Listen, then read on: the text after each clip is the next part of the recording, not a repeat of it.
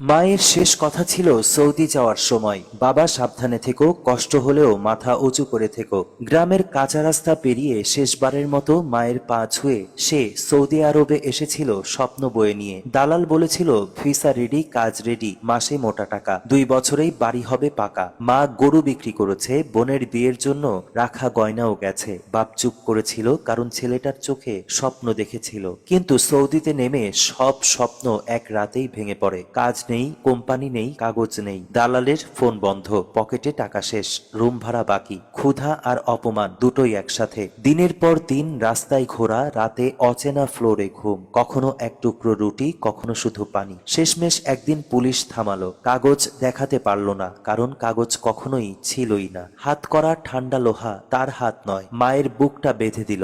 এই ছবিতে তুমি যা দেখছো সে কখনো অপরাধী না, সে একজন প্রতারিত প্রবাসী, একজন ভাঙা স্বপ্নের সন্তান। আজ সে জেলে, আর ওদিকে মা ভাবে আমার ছেলে হয়তো কাজে ব্যস্ত, ফোন ধরছে না। এই পোস্টটা শেয়ার করো যাতে আর কোনো মা দালালের মিথ্যা কথায় তার ছেলেকে হারিয়ে না ফেলে। দালালের বিরুদ্ধে সচেতনতা ছড়াও, প্রবাসীর কষ্ট বোঝো, সত্যটা ছড়িয়ে দাও। একটা লাইক, একটা সতর্কতা, একটা শেয়ার একটা জীবন বাঁচাতে পারে।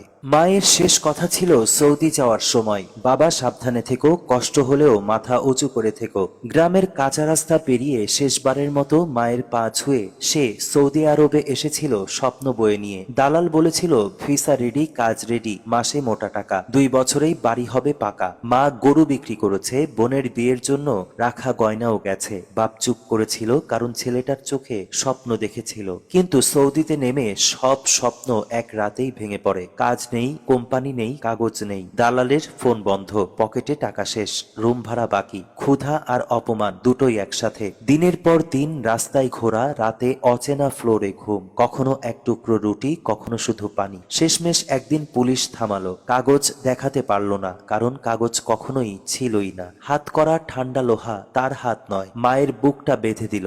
এই ছবিতে তুমি যা দেখছো সে কখনো অপরাধী না, সে একজন প্রতারিত প্রবাসী, একজন ভাঙা স্বপ্নের সন্তান। আজ সে জেলে, আর ওদিকে মা ভাবে আমার ছেলে হয়তো কাজে ব্যস্ত, ফোন ধরছে না। এই পোস্টটা শেয়ার করো যাতে আর কোনো মা দালালের মিথ্যা কথায় তার ছেলেকে হারিয়ে না ফেলে। দালালের বিরুদ্ধে সচেতনতা ছড়াও, প্রবাসীর কষ্ট বোঝো, সত্যটা ছড়িয়ে দাও। একটা লাইক, একটা সতর্কতা, একটা শেয়ার একটা জীবন বাঁচাতে পারে।